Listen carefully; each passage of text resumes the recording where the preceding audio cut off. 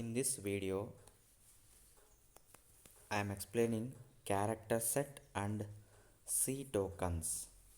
First, we shall discuss about what are the character set available in C language. Every programming language has its own set of characters to form the lexical elements. ಎಲ್ಲ programming language ಬರೀಲಿಕ್ಕೆ ನಮಗೆ ಕೆಲವೊಂದಿಷ್ಟು letters ಅಥವಾ ಕ್ಯಾರೆಕ್ಟರ್ಸ್ನ use ಮಾಡ್ತೀವಿ. ಅದನ್ನು ನಾವೇನಂತ ಕರಿತೀವಿ? Character set of a language ಅಂತ ಕರಿತೀವಿ. The characters are used in C are grouped into the following 3 categories. ಅಂದರೆ ನಾವು ಸಿ ಪ್ರೋಗ್ರಾಮ್ ಬರೆಯೋಕ್ಕೆ 3 types ಆಫ್ ಕೆಟಗರೀಸ್ ಆಫ್ ಕ್ಯಾರೆಕ್ಟರ್ಸ್ನ ಯೂಸ್ ಮಾಡ್ತೀವಿ. ಅವು ಯಾವ್ಯಾವ ಅಂದರೆ ಆಲ್ಫಬೆಟ್ಸು, ಡಿಜಿಟ್ಸು ಮತ್ತು ಸ್ಪೆಷಲ್ ಕ್ಯಾರೆಕ್ಟರ್ಸ್. ಇವು ಮೂರನ್ನು ಯೂಸ್ ಮಾಡಿಕೊಂಡು ನಾವೇನು ಬರಿತೀವಿ? ಸಿ ಪ್ರೋಗ್ರಾಮ್ನ ಬರಿತೀವಿ. ಹಂಗಾಗಿ ಇದನ್ನೇನಂತ ಕರಿತೀವಿ? Character set of a C language ಅಂತ ಕರಿತೀವಿ. ಇದರಲ್ಲಿ ಫಸ್ಟ್ ಒನ್ನು ಆಲ್ಫಬೆಟ್ಸ್. ಆಲ್ರೆಡಿ ನಮಗೆಲ್ಲ ಗೊತ್ತಿರೋಂಗೆ ಅಪ್ಪರ್ ಕೇಸ್ ಲೆಟರ್ಸ್ ಇದ್ದಾವೆ ಮತ್ತು ಲೋಯರ್ ಕೇಸ್ ಲೆಟರ್ಸ್ ಇದ್ದಾವೆ. ಫ್ರಮ್ ಎ ಟು ಝೆಡ್ವರೆಗೂ ಇದ್ದಾವೆ. ಅದರಲ್ಲಿ ನಾವು ಯಾವುದಾದ್ರೂ ಯೂಸ್ ಮಾಡ್ಬೋದು. ಅಪ್ಪರ್ ಕೇಸ್ ಆದರೂ ಯೂಸ್ ಮಾಡ್ಬೋದು, ಲೋಯರ್ ಕೇಸ್ ಲೆಟರ್ಸ್ ಆದರೂ ಯೂಸ್ ಮಾಡ್ಬೋದು. ಯಾಕಂದರೆ ಆಲ್ರೆಡಿ ನಮಗೆ ಗೊತ್ತೈತೆ C is a case sensitive language ಅಂತ ಹೇಳ್ತೀವಿ. Case sensitive means both upper case letters and lower case letters are different in C program. C ಪ್ರೋಗ್ರಾಮಲ್ಲಿ ನಮಗೆ ಅಪ್ಪರ್ ಕೇಸ್ ಲೆಟರ್ಸ್ ಬರೆದ್ರೆ ಬೇರೆ ಅರ್ಥ ಕೊಡುತ್ತೆ, ಲೋಯರ್ ಕೇಸ್ ಲೆಟರ್ಸ್ ಬರೆದ್ರೆ ಬೇರೆ ಮೀನಿಂಗ್ನ ಕೊಡುತ್ತೆ. ಹಂಗಾಗಿ ದೇ ಆರ್ ಕೇಸ್ ಸೆನ್ಸಿಟಿವ್ ಅಂತ ಹೇಳ್ತೀವಿ. ನೆಕ್ಸ್ಟು ಸೆಕೆಂಡು ಕ್ಯಾರೆಕ್ಟರ್ ಸೆಟ್ಟಲ್ಲಿ ನಾವು ಯೂಸ್ ಮಾಡೋದು ಡಿಜಿಟ್ಸ್ನ ಯೂಸ್ ಮಾಡ್ತೀವಿ. ಡಿಜಿಟ್ಸ್ನ ಎಲ್ಲಿಂದ 0ದಿಂದ 9ವರೆಗೂ ಯೂಸ್ ಮಾಡ್ತೀವಿ. ಮತ್ತು ನೆಕ್ಸ್ಟು ಸ್ಪೆಷಲ್ ಕ್ಯಾರೆಕ್ಟರ್ಸ್ ಅಥವಾ ಸ್ಪೆಷಲ್ ಸಿಂಬಲ್ಸ್ ಅಂತ ಕರಿತೀವಿ. ಈ ಸ್ಪೆಷಲ್ ಸಿಂಬಲ್ಸ್ ಯಾವೆ ಅಂದರೆ ನಮಗೆ ಕೀಬೋರ್ಡಲ್ಲಿ ಇರ್ತಕ್ಕಂಥ ಸಿಂಬಲ್ಸ್ನ ನಾವು ಏನಂತ ಕರಿತೀವಿ? ಸ್ಪೆಷಲ್ ಸಿಂಬಲ್ಸ್ ಅಂತ ಕರಿತೀವಿ. ಈ ಸ್ಪೆಷಲ್ ಸಿಂಬಲ್ಸ್ನು ಕೂಡ ನಾವೇನು ಮಾಡ್ತೀವಿ? ಪ್ರೋಗ್ರಾಮಲ್ಲಿ ಯೂಸ್ ಮಾಡ್ತೀವಿ. These are all the special symbols used for writing the C program. C program ಬರೀಲಿಕ್ಕೆ ನಮಗೆ ಇವೆಲ್ಲವೂ ಏನು ಸ್ಪೆಷಲ್ ಸಿಂಬಲ್ಸ್ ಅಂತ ಹೇಳ್ತೀವಿ. ಆಲ್ರೆಡಿ ಕೆಲವೊಂದು ಇದರಲ್ಲಿ ನಿಮಗೆ ಗೊತ್ತಿರ್ತವೆ, ಇನ್ನು ಕೆಲವೊಂದು ಅದಕ್ಕೆ ಪರ್ಟಿಕ್ಯುಲರ್ ನೇಮ್ ಇರುತ್ತೆ. ಆ ನೇಮ್ನ ಇದರಲ್ಲಿ ಕೊಟ್ಟಿದ್ದಾರೆ. ಫಸ್ಟು ಕೊಮಾ ಆಪರೇಟರ್ ಅಥವಾ ಕೊಮಾ ಸಿಂಬಲ್ ಅಂತ ಹೇಳ್ತೀವಿ. ಕೊಮಾ ಗೊತ್ತಿದೆ ನಿಮಗೆ. ನೆಕ್ಸ್ಟ್ ಒನ್ ಈಸ್ ಡಾಟ್ ಅಂತ ಇದೆ. ಈ ಡಾಟ್ ಆಪ್ರೇಟರ್ನ ನಾವು ಪಿರಿಯಡ್ ಅಂತ ಕೂಡ ಕರಿತೀವಿ. Next colon symbol, next semicolon, apostrophe, quotation mark, question mark, ಇವೆಲ್ಲವೂ ನಮಗೆ ಇವೆಲ್ಲವೂ these are the special symbols to write a C program. C ಪ್ರೋಗ್ರಾಮಲ್ಲಿ ಬರೆಯೋಕ್ಕೆ ಯೂಸ್ ಮಾಡ್ತಕ್ಕಂಥ ಸ್ಪೆಷಲ್ ಸಿಂಬಲ್ಸ್. ನೆಕ್ಸ್ಟು ಇವನ್ನೆಲ್ಲ ಯೂಸ್ ಮಾಡಿಕೊಂಡು ನಾವೇನು ಮಾಡ್ತೀವಿ? ಪ್ರೋಗ್ರಾಮ್ನ ಬರಿತೀವಿ. ಇವನ್ನ ನಾವೇನಂತ ಕರಿತೀವಿ? Character set of a C language ಅಂತ ಕರಿತೀವಿ. ಎಲ್ಲ ಪ್ರೋಗ್ರಾಮಿಂಗ್ ಲ್ಯಾಂಗ್ವೇಜಲ್ಲೂ different types of character sets ಇರ್ತವೆ. ಆ ಡಿಫ್ರೆಂಟ್ ಟೈಪ್ಸ್ ಆಫ್ ಕ್ಯಾರೆಕ್ಟರ್ಸಿಂದ ಏನು ಮಾಡ್ತಾರೆ? ಪ್ರೋಗ್ರಾಮ್ನ ಬರೀತಾರೆ. ಇದಿಷ್ಟು ನಮಗೆ ಕ್ಯಾರೆಕ್ಟರ್ ಸೆಟ್ ಬಗ್ಗೆ. Next what is mean by C tokens. ನಮಗೆ ಟೋಕನ್ಸ್ ಅಂತೇಳಿ ಬರ್ತವೆ. ಈಗ ಆಲ್ರೆಡಿ ನಿಮಗೆ ಗೊತ್ತಿದೆ, ಟೋಕನ್ ಅಂದರೆ the smallest individual part of a program ಅಂತ ಹೇಳ್ತೀವಿ. ಸಿ ಟೋಕನ್ಸ್ ಅಂದರೆ the basic and the smallest unit of a C program. Basic ಮತ್ತು ಸ್ಮಾಲೆಸ್ಟ್ ಯೂನಿಟ್ನ ನಾವೇನಂತ ಕರಿತೀವಿ? ಸಿ ಟೋಕನ್ಸ್ ಅಂತ ಕರಿತೀವಿ. ಈ ಸಿ ಟೋಕನ್ಸಲ್ಲಿ ನಮಗೆ ಡಿಫ್ರೆಂಟ್ ಟೈಪ್ಸ್ ಆಫ್ ಟೋಕನ್ಸ್ ಇದ್ದಾವೆ. First one is constants, variables, keywords, identifiers, operators, strings and special symbols. ಇವಿಷ್ಟು ನಮಗೆ ಸಿ ಪ್ರೋಗ್ರಾಮಲ್ಲಿ ಬರುವ ಟೋಕನ್ಸ್. ಅಂದರೆ ಇವನು ಏನಂತ ಕರಿತೀವಿ? Smallest unit of a C program ಅಂತ ಹೇಳ್ತೀವಿ. ಅಂದರೆ ನಾವು ಪ್ರೋಗ್ರಾಮ್ ಬರೆದಾಗ ಇವೆಲ್ಲವೂ ಇನ್ಕ್ಲೂಡ್ ಆಗಿರುತ್ತೆ. ಕಾನ್ಸ್ಟೆಂಟ್ ಇರುತ್ತೆ, ವೇರಿಯಬಲ್ ಇರ್ತವೆ, ಕೀವರ್ಡ್ಸ್ ಕೂಡ ಇರ್ತವೆ, ಐಡೆಂಟಿಫೈಯರ್ಸ್ ಇರ್ತವೆ, ಆಪ್ರೇಟರ್ಸ್ ಇರ್ತವೆ, ಸ್ಟ್ರಿಂಗ್ ಇರುತ್ತೆ, ಸ್ಪೆಷಲ್ ಸಿಂಬಲ್ಸ್ ಇರ್ತವೆ. ಇವನ್ನೆಲ್ಲವೂ ನಾವೇನಂತ ಕರಿತೀವಿ? The basic and the smallest unit of a C program ಅಂತ ಕರಿತೀವಿ. ಅವನ್ನ ಟೋಕನ್ಸ್ ಅಂತ ಕರಿತೀವಿ.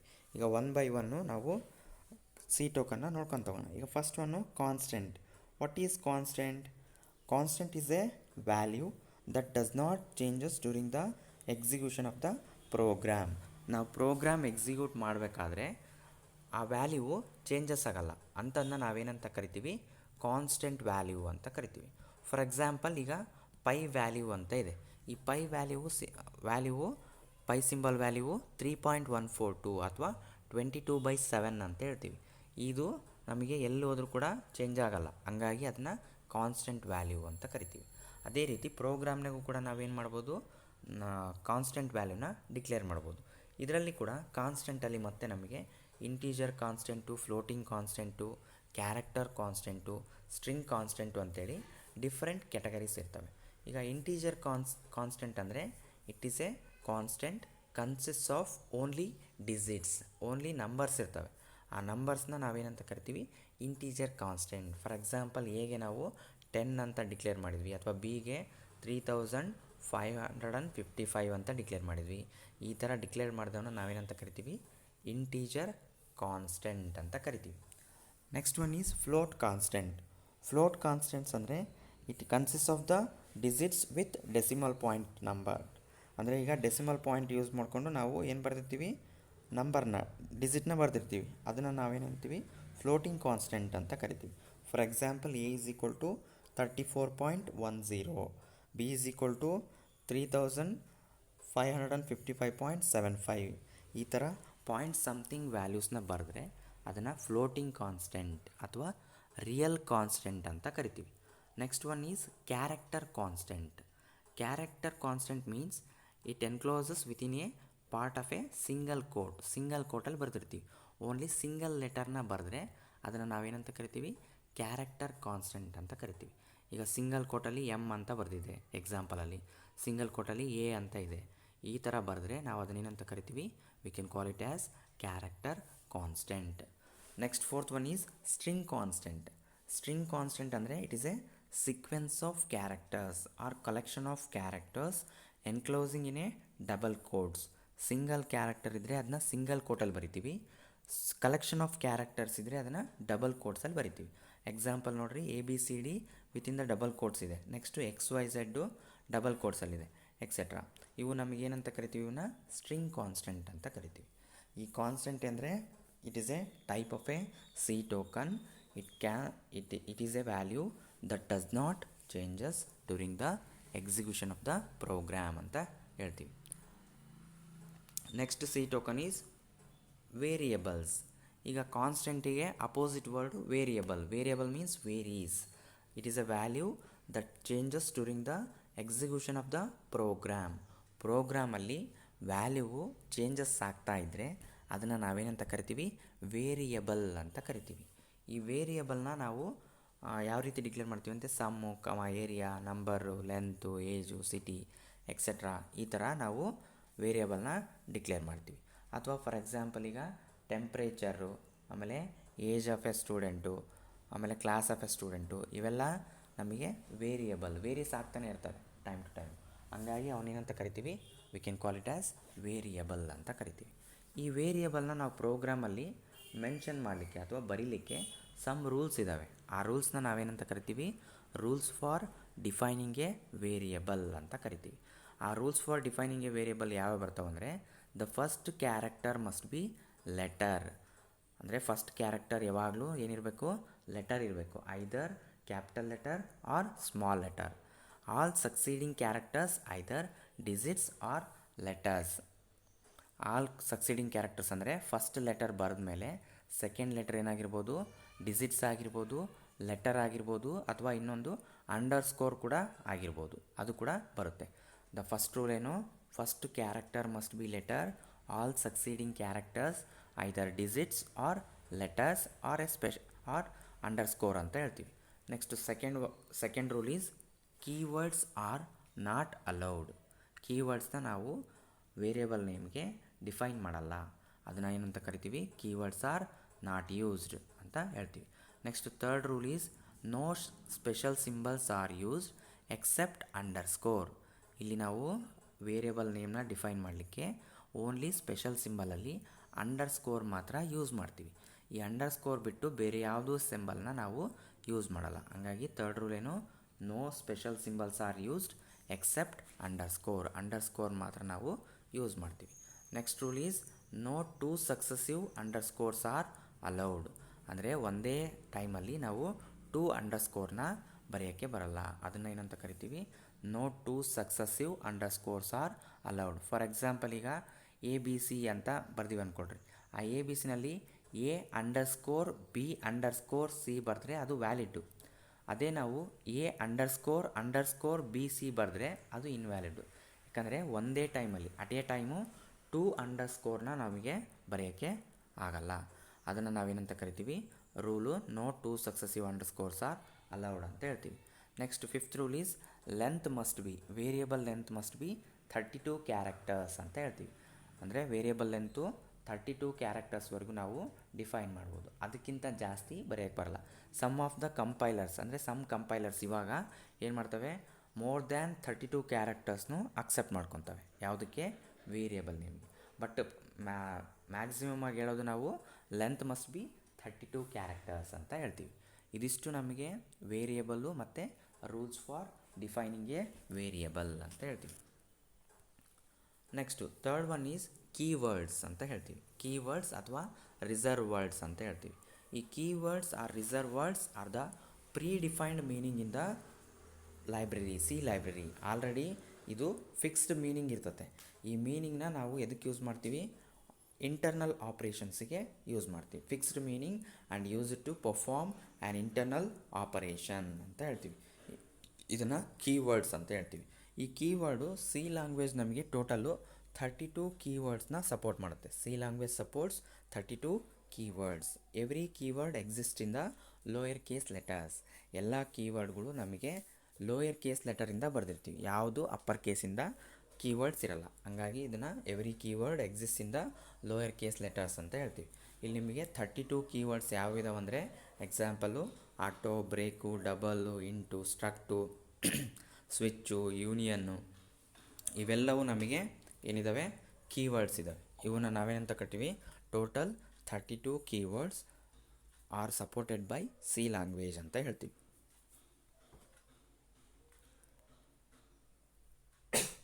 Next is identifiers. Identifiers is the name given to variable, function name, array name etcetera. ಅಂದರೆ ಐಡೆಂಟಿಫೈಯರ್ ಅನ್ನೋದು ಒಂದು ನೇಮು, ಅದನ್ನು ನಾವು ವೇರಿಯಬಲ್ ನೇಮಿಗೆ ಅಥವಾ ಫಂಕ್ಷನ್ ನೇಮಿಗೆ, ಅರೇ ನೇಮಿಗೆ ಕೊಡ್ತೀವಿ. ಇದನ್ನು ನಾವೇನಂತ ಕರಿತೀವಿ, ಐಡೆಂಟಿಫೈಯರ್ಸ್ ಅಂತ ಕರಿತೀವಿ. Identifiers are the name given to variable, function, array name etcetera. These are the user defined names and consist of the sequence of letters. ಇವು ಕೂಡ ಯೂಸರ್ ಡಿಫೈನ್ಡ್ ನೇಮ್ಸ್ ಆಗಿರ್ತವೆ, ಅಂದರೆ ನೀವು ಯಾವ ನೇಮ್ ಬೇಕಾದರೂ ಕೊಡ್ಬೋದು. And it consist of the sequence of letters ಇರ್ತವೆ. ಆಮೇಲೆ rules for defining identifiers. Same rules for defining an variable ಮತ್ತು rules for defining identifier same rules ಇರ್ತವೆ. First rule is first character must be letter, all succeeding character must be either letter or digit or a underscore ಅಂತ ಹೇಳ್ತೀವಿ. Next second rule keywords are not used. Third one is no special symbols are used accept underscore. Next no two successive underscore all allowed. Next length must be 32 characters. All same ರೂಲ್ಸೇ ಇಲ್ಲಿ identifiers ರೂಲ್ಸಿಗೂ naming rules same. ಓಕೆನಾ. Next fifth one is operators. ಈಗ ನಾವು operators ಅನ್ನೋದು ಕೂಡ ಪ್ರೋಗ್ರಾಮಲ್ಲಿ include ಮಾಡಿಬಿಡ್ತೀವಿ. ಫಾರ್ ಎಕ್ಸಾಂಪಲ್ ಈಗ ಯಾವುದಾದ್ರೂ ಒಂದು ಪ್ರೋಗ್ರಾಮ್ ಬರೆದಾಗ ಫಾರ್ಮುಲಾ ಬರೆಯೋಕ್ಕೆ, ಕ್ಯಾಲ್ಕುಲೇಷನ್ ಪಾರ್ಟ್ನ ಡಿಕ್ಲೇರ್ ಮಾಡಲಿಕ್ಕೆ ನಾವೇನು ಯೂಸ್ ಮಾಡ್ತೀವಿ, ಆಪರೇಟರ್ಸ್ನ ಯೂಸ್ ಮಾಡ್ತೀವಿ. ಈ ಆಪರೇಟರ್ ಅನ್ನೋದು ಏನಪ್ಪ ಅಂದರೆ, operator is a symbol that operates between two or more operands ಅಂತ ಹೇಳ್ತೀವಿ. ಅಂದರೆ ಇಲ್ಲಿ ಆಪರೇಟರ್ ಅನ್ನೋದು ಒಂದು ಸಿಂಬಲ್ಲು, ಅದೇನು ಮಾಡುತ್ತೆ, it operates between two or more operands. ಈಗ ಫಾರ್ ಎಕ್ಸಾಂಪಲ್ ನಾವು ಎ ಪ್ಲಸ್ ಬಿ ಅಂತ ಬರ್ದೀವಿ ಅಂದರೆ ಅಲ್ಲಿ ಎ ಬಿ ಅನ್ನೋವು ಆಪರ್ಯಾಂಡ್ಸು, ಪ್ಲಸ್ ಅನ್ನೋದೇನು ಆಪರೇಟರ್. ಅದೇನು ಮಾಡುತ್ತೆ, operator plus operator it adds A and B value add ಮಾಡುತ್ತೆ. ಹಂಗಾಗಿ ಅದನ್ನೇನಂತ ಕರಿತೀವಿ, operator is a symbol that operates between two or more operands ಅಂತ ಹೇಳ್ತೀವಿ. There are mainly different types of operators. Those are arithmetic operators, relational operators, logical operators, bitwise operators, assignment operators, ternary or conditional operators, increment and decrement operators. ಇವೆಲ್ಲವೂ ನಮಗೆ different types of operators ಇದ್ದಾವೆ. Next one is string. String is a already string is a collection of characters ಅಂತ ಹೇಳ್ತೀವಿ. These are always represented as an array of characters having null character at the end of the string. ನಾವೇನು string ಬರೆದಿರ್ತೀವಲ್ಲ ಆ string ಎಂಡಿಗೆ ನಾವೇನು ಬರ್ದಿರ್ತೀವಿ, ನಲ್ ಕ್ಯಾರೆಕ್ಟರ್ನ ಬರೆದಿರ್ತೀವಿ. /O ಅಂತ ಬರೆದಿರ್ತೀವಿ, /0 ಅಂತ. ಅದನ್ನು ನಲ್ ಕ್ಯಾರೆಕ್ಟರ್ /0 ಅಂತ ಕರಿತೀವಿ. ದಿಸ್ ನಲ್ character denotes the end of the string. ಆ ನಲ್ ಕ್ಯಾರೆಕ್ಟರ್ ನಮಗೇನು ಕೊಡುತ್ತೆ, ಆ ಸ್ಟ್ರಿಂಗು ಅಲ್ಲಿಗೆ ಕಂಪ್ಲೀಟ್ ಆಯಿತು ಅನ್ನೋದನ್ನ ಕೊಡುತ್ತೆ. Strings in C are enclosed within double quotes. Double ಕೋಟಲ್ಲಿ ಆ ಸ್ಟ್ರಿಂಗ್ನ ಏನು ಮಾಡಿರ್ತೀವಿ, ನಾವು ಬರೆದಿರ್ತೀವಿ. While characters are enclosed within the single character. Already ನಿಮಗೆ ಗೊತ್ತಿದೆ, ಸಿಂಗಲ್ ಕ್ಯಾರೆಕ್ಟರ್ ಇದ್ದರೆ ನಾವು ಸಿಂಗಲ್ ಕೋಟಲ್ಲಿ ಬರಿತೀವಿ. ಕಲೆಕ್ಷನ್ ಆಫ್ ಕ್ಯಾರೆಕ್ಟರ್ಸ್ ಇದ್ದಾಗ ನಾವು ಡಬಲ್ ಕೋಟ್ಸಲ್ಲಿ ಅದನ್ನು ಮೆನ್ಷನ್ ಮಾಡ್ತೀವಿ. ಇದಿಷ್ಟು string. Next one is special symbols. Special symbols are special characters are used in C language and they have special meaning which cannot be used for another purpose. Already ಅವು ಒಂದು meaning ಇರ್ತವೆ, special meaning ಇರ್ತವೆ. ಅವನ್ನ ನಾವು change ಮಾಡೋಕ್ಕೆ ಬರಲ್ಲ. ಅವನ್ನ ನಾವೇನಂತ ಕರಿತೀವಿ, ಸ್ಪೆಷಲ್ ಸಿಂಬಲ್ಸ್ ಅಥವಾ ಸ್ಪೆಷಲ್ ಕ್ಯಾರೆಕ್ಟರ್ಸ್ ಅಂತ ಕರಿತೀವಿ. ಯಾವ್ಯಾವ ಅಂದರೆ ಸ್ಕ್ವೇರ್ ಬ್ರ್ಯಾಕೆಟ್ಸು, ಆಮೇಲೆ simple brackets, curly braces, comma operator, comma symbol, next hash or preprocessor symbol, asterisk symbol, tilde symbol, period. ಇವೆಲ್ಲವನ್ನು ನಾವೇನಂತ ಕರಿತೀವಿ, these are the special symbols in a C program ಅಂತ ಕರಿತೀವಿ. ಇವಿಷ್ಟು ನಿಮಗೆ ಟೋಟಲಾಗಿ 7 ಟೈಪ್ಸ್ ಆಫ್ ಟೋಕನ್ಸು ಈ ವಿಡಿಯೋದಲ್ಲಿ explain ಮಾಡಿದ್ದೀನಿ. ಈ ವಿಡಿಯೋದಲ್ಲಿ ನಾವು ನೋಡಿದ್ದು ಕ್ಯಾರೆಕ್ಟರ್ ಸೆಟ್ಟು ಮತ್ತು ಸಿ ಟೋಕನ್ಸ್ ಬಗ್ಗೆ ನೋಡಿದ್ವಿ.